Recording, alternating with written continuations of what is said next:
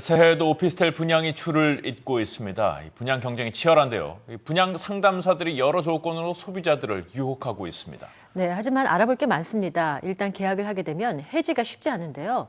상담사들이 아무리 좋은 조건을 솔깃하게 만들어도 선택에 대한 결과는 소비자의 몫입니다. 설명을 들어보시죠.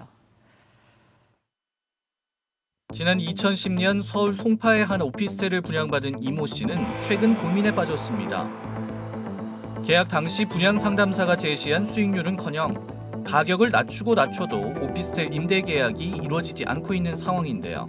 분양 상담을 받을 때는 한 실당 월세가 한 120만 원에서 130만 원 정도 나온다고 브리핑을 받아서 계약을 하게 됐습니다. 지금 현재 입주때가 다가와서 부동산에 가서 해당 물건을 좀 내놨더니 처음에는 90만 원을 얘기를 하다가 90만 원에서도 나가지 않으니까 현재 70만 원까지 지금 월세를 낮춰놓고 내는 상황입니다. 분양 상담사에게 항의할까도 생각해봤지만 의미 없다는 주의 만류로 포기했다는 이모 씨. 문서로 명기된 사항도 아니고 그리고 또 그렇게 그때 당시에 시세가 만약에 나왔더라면 그 사람이 아주 거짓말한 거는 아니기 때문에 이처럼 수익형 부동산 분양 바람을 타고 분양 상담사들의 감언이설에 현혹된 계약 체결 사례가 늘면서 주의가 요구되고 있습니다. 게다가 최근 들어 오피스텔 분양권 해지를 원하는 사례 역시 늘고 있는데요. 오피스텔 공급이 급증하면서 계약자 가운데 상당수가 분양 상담사들의 무리한 판매 행위에 넘어가 무턱대고 계약을 했기 때문입니다.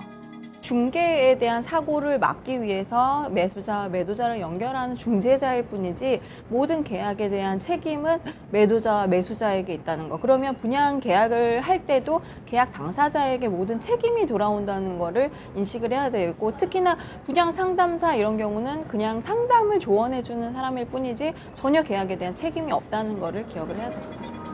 최근 오피스텔 분양 경쟁이 치열해지면서 계약금을 5%로 낮춰 제시하는 곳이 많아지면서 초기 투자금이 작아지자 묻지마 계약 사례가 더 늘고 있는데요. 계약금이 소액이라 부담 없이 계약서를 썼지만 문제가 발생하면 해지의 길은 멀고도 험하고, 특히 아파트 분양 해지와 마찬가지로 오피스텔도 중도금 납입까지 된 상황이면 해지는 거의 불가능합니다. 사실상 오피스텔 계약을 할 때 중도금이 납입이 되면 이미 계약에 착수가 돼서 사실상 계약을 되돌리기가 어렵게 됩니다. 따라서 중도금을 내기 전, 가급적이면 계약금을 낸 상태에서 계약을 포기한다던가 해지하는 판단을 할 필요가 있겠고, 그보다 먼저 분양 계약을 하기 전에 분양 계약서를 꼼꼼히 확인해서 이외에도 현장을 직접 방문하는 등 보수적으로 투자를 결정해야 한다고 말합니다.